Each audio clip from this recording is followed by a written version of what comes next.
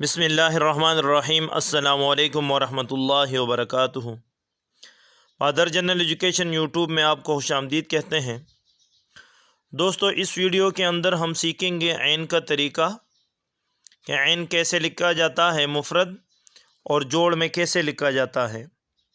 तो देखें, आपके सामने कलम के ऊपर वाली नोक से आपने ऊपर का हिस्सा जहाँ से शुरू करना है और उसके बाद दरमियान में पूरा कलम रख के थोड़ा सा नीचे लेकर आए और जो आखिर का हिस्सा है उसको भी बारीक कलम के साथ यानी कि बारीक लाइन नीचे की तरफ ले आएँ। उसके बाद कलम पूरा रख के गोलाई में उसका दायरा बनाएं। यह आपके सामने है ऐन का तरीका। ऐन का दायरा ये बिल्कुल जीम की तरह होता है। जिस तरह जीम का दायरा है ऐसे ही ऐन का दायरा बनेगा।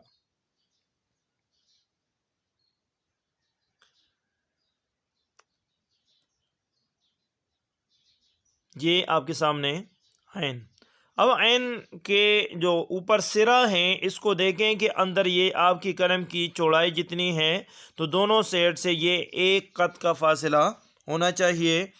और ये यहाँ से जिस तरह जीम का दायरा है तो ये 4 कद का फासला इसमें होना चाहिए।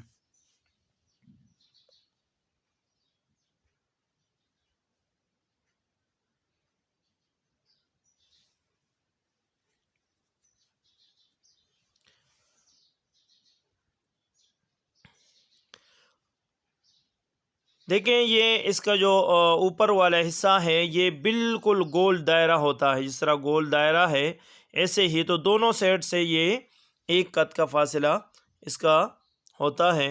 एक कद यानी कलम की चौड़ाई को कद कहते हैं, तो एक कद का फासला दोनों साइड से होना चाहिए। ऊपर वाला हिस्सा बारीक, नीचे वाला मोटा और दरमियान में 4 कद का फासला होता है। ऊपर इसका जो पिछला हिस्सा है इसका ये कमर है और ऊपर ये गर्दन, ये दोनों बराबर होने चाहिए, आगे पीछे नहीं होना चाहिए। इस पे आप कोशिश करें, बार बार प्रैक्टिस करें ताकि आपका लफ्ज़ ठीक हो जाए। और इसका दायरा नीचे ये बेजवी दायरा है, तो बेजवी दायरा उसको कहते हैं अंडे की शेप की तरह, यानी कि निचला हिस्सा थोड़ा सा मोटा होता है। अगर ऊपर से अगर आप मिला दें तो ये अंडा बन जाएगा। तो इस दायरे में ये जो पिछला हिस्सा है ये बराबर हो और नीचे से दायरा बिल्कुल सीधा हो, दरमियान में 4 कद का फासिला हो। ये तो आगे इसके जोड़ लगाएंगे कि जोड़ कैसे लगता है।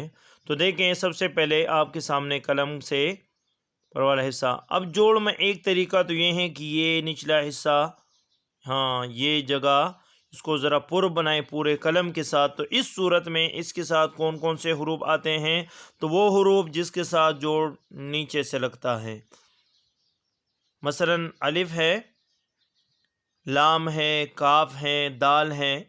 इस सूरत में इसके साथ वो हरूफ आएंगे यानी कि नीचे से जोड़ लगेगा। तो यहाँ तक इस जगह को यानी जोड़ के हिसाब से इसको हम ज़रा मोटा बनाएंगे। कौन कौन से हरूफ आते हैं तो देखें, अलिफ, लाम, काफ और दाल है। लेकिन दाल रा की शक्ल में, दाल का मैंने पहले भी बताया था कि दाल वैसे तो ये जो दूसरा है ऐसे ही आता है मुफरद, लेकिन जोड़ में अगर इसके साथ जोड़ पीछे से लगा हो, आखिर में तो जोड़ नहीं लगता लेकिन पीछे से जोड़ लगा हो, तो उस सूरत में रा की शक्ल में होगा। और रा के और दाल में फ़र्क फिर ये होगा कि रा के साथ ऊपर से जोड़ लगेगा और दाल के साथ नीचे से जोड़ लगेगा, यानी कि ऊपर वाला हिस्सा बाहर। ये दूसरा शेप है। तो उस सूरत में ये नीचे जो कुर्सी हैं ये बनाएंगे। एक शेप ये है,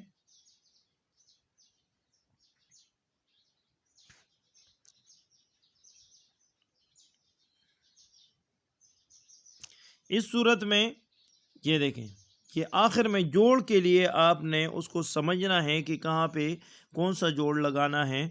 ऐन सारा एक ऐन है, सिर्फ जोड़ का तरीका है, वो तरीक़ाकार आप समझे, उस पर प्रैक्टिस करें तो इंशाअल्लाह आपको समझ आ जाएगी।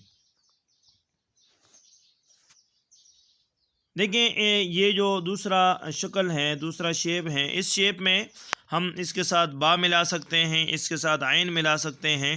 با اور با کی شکل میں جتنے تا ہے، سا ہے، ٹا ہے، جتنے بھی ہے وہ اس صورت میں آئیں گے۔ اسی طرح عین اور غین دونوں اس شیپ میں یعنی کہ اس جوڑ کے ساتھ آئیں گے۔ یہ جو تیسرا ہے اس کے ساتھ مختلف حروف آتے ہیں، یعنی سین، شین، صاد، ضاد، طا، ظا، عین، فا اور قاف، نون، واو، کافی سارے حروف اس کے ساتھ آتے ہیں۔ تو اس صورت میں باقی حروف تو اپنی جگہ پر ہوں گے، لیکن عین کا جو آخر والا حصہ ہے جہاں پہ جوڑ ہیں تو جوڑ میں نہ کرسی ہوگی، بالکل سیدھی لین ہوگی آگے کی طرف۔ یہ دیکھیں اسی طرح واو ہے اور نون، ان صورتوں کے ساتھ یہ تیسرا لفظ، تیسرا جوڑ۔ اور یہ جو آخر 4 نمبر ہے جوڑ، تو یہ اس صورت میں جن حروف کے ساتھ ہم جوڑ اوپر سے لگاتے ہیں تو اس صورت میں اس کا جو جوڑ ہے وہ اوپر سے نیچے کی طرف ہوگا۔ تو ہم جیم کے ساتھ لگائیں گے، اس طرح میم کے ساتھ لگائیں گے، چھوٹی یا کے ساتھ اور بڑی یا کے ساتھ ہم جوڑ اوپر سے لگاتے ہیں، لہذا اس صورت میں یہ شیپ ایسے آئے گی۔ اب دیکھو مثال کے طور پر میں آپ کو ایک دو الفاظ یعنی ایک ایک لفظ لکھ دیتا ہوں کہ کیسے ہے، باقی آپ پریکٹس کریں۔ صرف عین کا سرا ہے، باقی حروف تو اگر میں لکھوں تو ویڈیو ایسے لمبی ہو جائے گی۔ یہ دیکھیں یہ عین کا سرا بنا کے تو پہلا لفظ جو میں نے آپ کو کہا کہ جس کے ساتھ جوڑ نیچے سے لگتا ہے تو اس میں الف ہم نے اس کے ساتھ لکھ دیا، یعنی عین کے ساتھ الف۔ تو اس کے ساتھ آپ لام بھی لکھ سکتے ہیں، اس کے ساتھ آپ کاف بھی لکھ سکتے ہیں، اس کے ساتھ دال بھی لکھ سکتے ہیں اور اس کے ساتھ کاف بھی لکھ سکتے ہیں۔ الف، کاف، لام اور دال، یعنی 4 حروف اس کے ساتھ اس کے آخر میں آ سکتے ہیں اس شیپ میں۔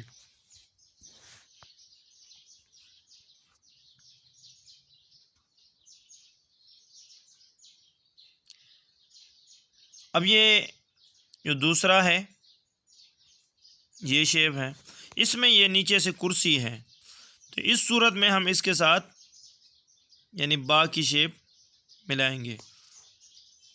با کی شیپ اس لیے کہا کہ اس میں لفظ یعنی شکل تو با کی ہوتی ہے، لیکن اس میں اور بھی حروف آتے ہیں با کے علاوہ، تا، سا، ٹا، پا، سا، تو وہ حروف بھی اس میں آتے ہیں، اس وجہ سے اس شیپ میں وہ آئیں گے۔ اور اس شیپ میں اس کے ساتھ عین بھی آ سکتا ہے، عین کے ساتھ عین، تو اس صورت میں بھی یہ نیچے کرسی ہوگی۔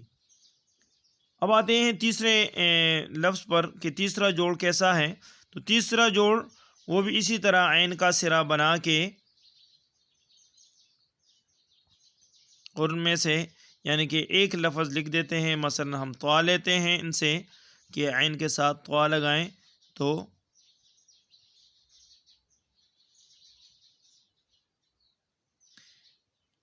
قلم میں زیادہ تر یا تو پل قلم استعمال ہوتا ہے یا اس کا جو سرا ہے یعنی کہ آدھا قط استعمال ہوتا ہے، تو اس حساب سے لفظ بنتا ہے۔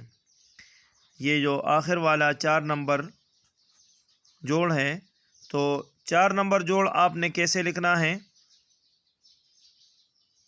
یہ اب اس کے ساتھ آپ 4 حرف میں سے کوئی بھی لفظ ملا سکتے ہیں، مثلا اس کے ساتھ جیم ملا دے، میم ملا دے، یا ملا دے، کہ جن کے ساتھ جوڑ اوپر سے لگتا ہے وہ حروف ہم ان کے ساتھ ملائیں گے۔ دیکھیں عین کے ساتھ میم،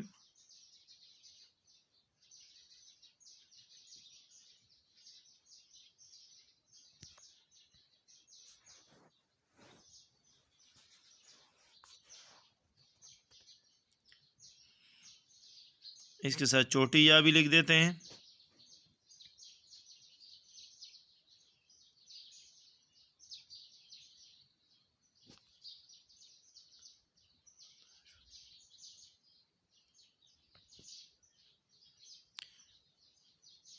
جی دوستو، تو یہ تھا عین کا طریقہ۔